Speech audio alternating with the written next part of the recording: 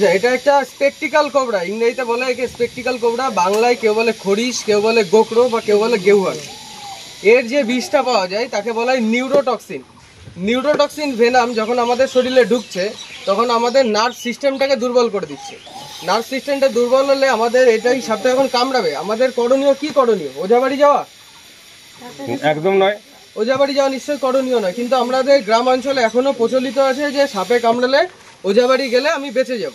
সেটা তো সাপে বিষ ঢোকাতে পারিনি বলে হয়তো সে বেঁচে গেছে। একদম একদম, সেটা সাপে বিষ ঢোকাতে পারিনি, সেটা হয়েছে বিষদর্শন, কিন্তু সাপ কামড়ায়নি বলে বা কামড়াচ্ছে, কামড়ানোর পরে বিষ যায়নি বলে ওঝাবাড়ি গেলে বেঁচে যাবেন, বা ওঝাবাড়ি না গেলেও বেঁচে যেতেন। কিন্তু যদি সাপে বিষ ঢালে তাহলে কোনো ওঝার ক্ষমতা নেই আপনাকে বাঁচাবে। তার জন্য নিকটবর্তী স্বাস্থ্যকেন্দ্র বা হসপিটাল যেটা আছে আপনার ডিস্ট্রিক্ট হসপিটাল, সেখানে যেতে হবে। সেখানে সাপের AVS অ্যান্টিভেনাম সম্পূর্ণ বিনামূল্যে পাওয়া যায় এবং ডাক্তারবাবু চিকিৎসা করে আপনাকে সুস্থ করে দেবে।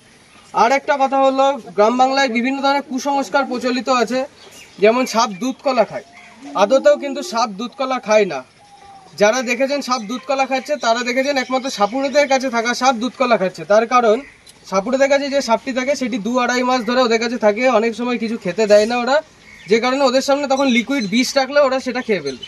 তো দুধটা কিন্তু সাপের বিষের মতনই কাজ করে। সাপ যদি কোনো কারণে দুধ খেয়ে ফেলে, সাপের শরীরে দুধ হজম করার এনজাইম থাকে না, সেই কারণে কি হয়, সাপের শরীরে নিউমোনিয়া রোগ, ওখানে মেটাবলিজম সিস্টেম ওদের মধ্যে নেই একদম, সেটা তো এনজাইম না থাকার কারণে।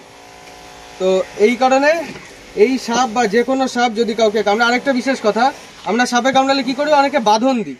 এই বাঁধন দেওয়াটা কিন্তু খুব বিপজ্জনক একটা জিনিস। একদম, এটা রিসার্চ হয়েছে, বিপরীত হতে পারে।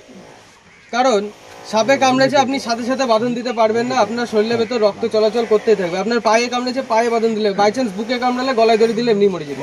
তো এখানে আপনাকে একটা প্রশ্ন করব, সেটা হচ্ছে গিয়ে, আমার যদি জানা ধরুন বডি ট্রাঙ্কে সাপে কামড়ালো, বডি ট্রাঙ্ক মানে মাথায়, পিঠে, তখন আমরা কি করব?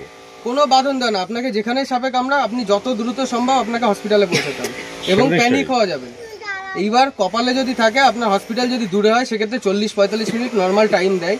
মানুষ যদি প্যানিক হয়ে যায়, সাপের বিষে নাম হলে মানুষ হার্ট অ্যাটাকেও মারা যেতে পারে। একদম, হার্ট অ্যাটাকেই বেশি মারা যায়। সেক্ষেত্রে যেমন আমাকে যদি সাপে কামড়ে, আমি হার্ট অ্যাটাকে মরে যাবো। সেক্ষেত্রে যত তাড়াতাড়ি সম্ভব বা যত দ্রুত সম্ভব আপনাকে হসপিটালে পৌঁছাতে হবে। সে আমার দেহের যে কোনো অঙ্গে সাপ মারা যাবে, এবং সাপ মারা হলো সম্পূর্ণ আইনত অপরাধ, এতে জেল জরিমানা দুটোই হতে পারে। আপনার ঘরে যদি সাপ ঢুকে যায়, সেক্ষেত্রে আমাদের সংস্থা লাভ অ্যান্ড কেয়ার বা আপনার নিকটবর্তী বন দপ্তর যেখানে আছে সেখানে যোগাযোগ করলে তারা সাপ নিয়ে যাবে। তাই বলে এই নয় কোনো জঙ্গলে ভেতর সাপ দেখেছেন, দেখে বন দপ্তরকে বা আমাদেরকে ফোন করেছেন আমরা আসবো, এটা আশা করা সম্পূর্ণ ভুল।